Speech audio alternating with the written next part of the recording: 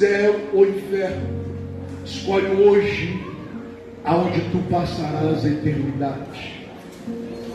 Eu preguei naquela noite, algumas almas aceitaram a Jesus, mas enquanto eu pregava, um cooperador sentava no banco, ele tremia no banco, e Deus visualizava ele, Deus falava comigo, e eu ministrando e ele tremendo naquele banco. Aí acabou o culto, ele foi embora rápido. No domingo, na segunda, eu chamei minha esposa, o diabo, falei, vamos na casa do irmão agora. Deus mandou ir lá. Eu cheguei lá, irmão, ser uma bênção ajuda muito a obra. Mas Deus me mandou vir aqui, porque Deus falou com você ontem no culto. E Deus, a pergunta que Deus fez é essa, e eu vou te fazer de novo. O que eu fiz no culto, céu e inferno. Escolhe onde você vai passar a eternidade, chama demais. Aí ele chorou. E ele disse, não pastor, o único problema que eu tenho, eu não gosto da minha nora. Eu falei, não é só isso. Tem alguma coisa que você precisa revelar, você precisa falar. E sua salvação está dependente disso. Aí ele chorou e começou a falar do passado dele e tal. E não quis confessar, não quis falar nada. E eu disse, olha, diante de Deus, eu fiz o que Jesus me mandou fazer. É você, Deus. E eu vou chorando para ele, fui embora com a minha esposa, o diabo. Aí na quarta-feira, isso passou segunda, terça. Na quarta-feira eu comprei um bebedouro para estar lá na igreja. Eu estou lá na igreja, estava no bebedouro, ia dar 10 para as 2 da tarde. Experiência que eu nunca tive, essa experiência. E aí quando eu estava lá, estava nesse bebedouro com alguns obreiros, o Espírito Santo falou comigo assim, vai na casa de fulano que estava agora. E eu fiquei calado. Ele falou comigo de novo, vai na casa de fulano agora.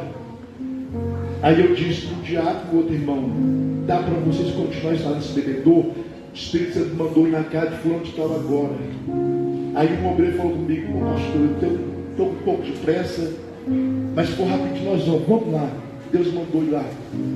Aí quando eu chego lá, 14 horas, todo mundo trabalhando, só este irmão na casa. As pessoas que iam chegar às 7 horas da noite, era 2 horas da tarde. Aí quando eu cheguei, eu bati campainha. Aí quando essa pessoa saiu com o telefone na mão, falando com a filha, e um frasco nas mãos, eu perguntei, irmão, o que aconteceu? O que você fez? O que está acontecendo? Ele disse, chorando, um olho desse tamanho, desesperado, pastor, eu tomei esse vidro todo de chumbi. Ora por mim não, você vai para o inferno. E ele caiu no choque, pastor, eu não posso, perdoa. Eu falei, não, vou levar você para o hospital. Aí eu levei para o hospital de Neves. Aí quando eu cheguei lá, aí o diabo foi lá fazer a ficha dele, eu já entrei para a urgência, falei com ele, não, ele tomou veneno, tomou um vidro de veneno todo de chumbi e tal, ele não tem outra urgência aqui, espera aí. Aí Deus falou comigo assim, meu servo, eu falei contigo para ir na casa dele, para socorrer ele, porque tu és o pastor dele, e eu o amo, e eu não abro mão dele, e você vai reconciliar ele comigo de novo.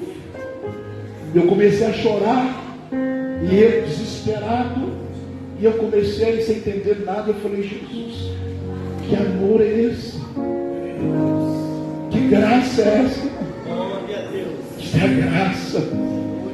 A graça não se explica, irmãos. Ele não quis confessar, o remorso veio, arrependimento não teve, mas naquele momento Jesus falou, não abre mão dele. Isso não é para qualquer um, não, irmão, para quem Jesus ama e não abre mão. Aí Jesus falou comigo assim, diga ele para confessar tudo. Ele confessou tudo que ele tinha feito. Ele era um cooperador abençoado, mas a fraqueza se envolveu. Estava na igreja, mas estava no pecado. E Jesus estava dizendo para ele, é o tempo, é o seu tempo de reconciliar, de se arrepender.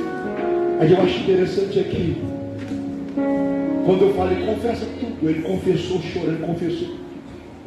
Eu disse, por que você não falou isso na segunda-feira? Ah, não, pastor. Eu não quis falar, não, vergonha do Senhor. O Senhor me ajudou tanto.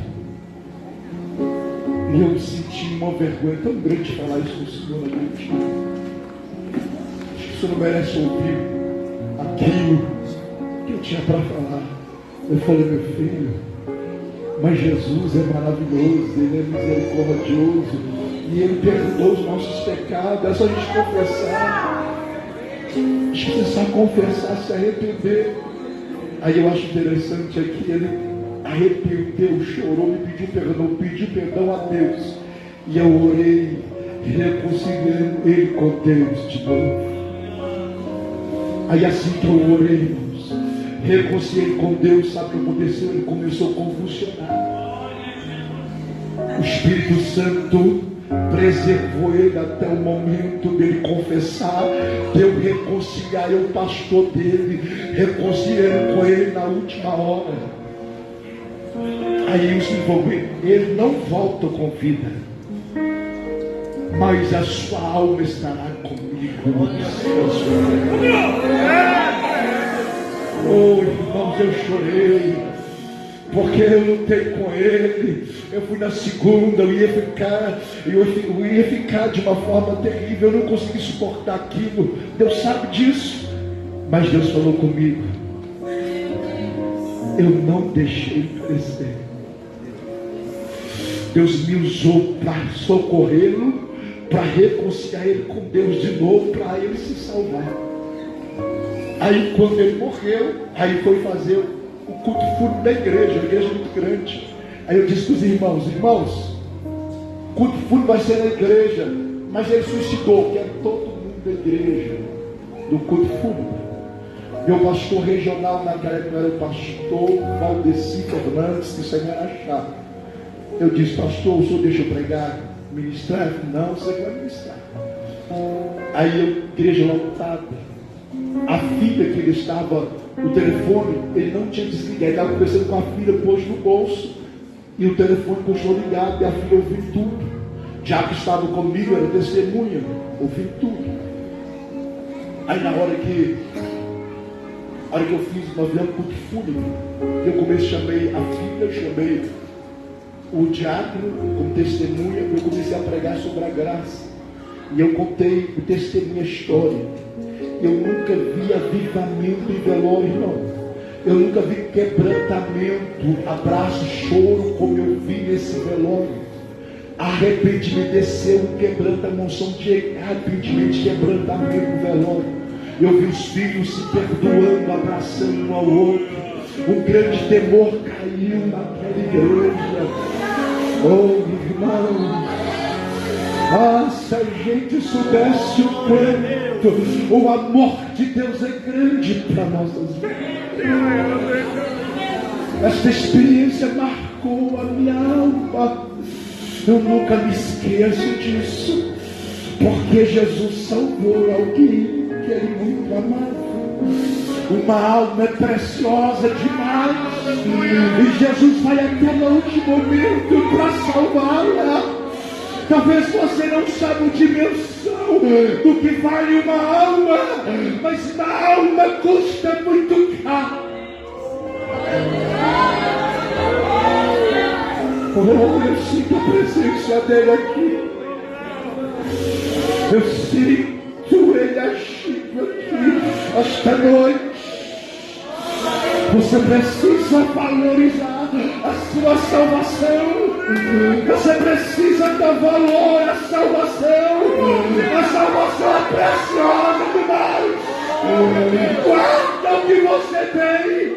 Guarda o que você tem. Guarda o que você tem. Guarda o que você tem.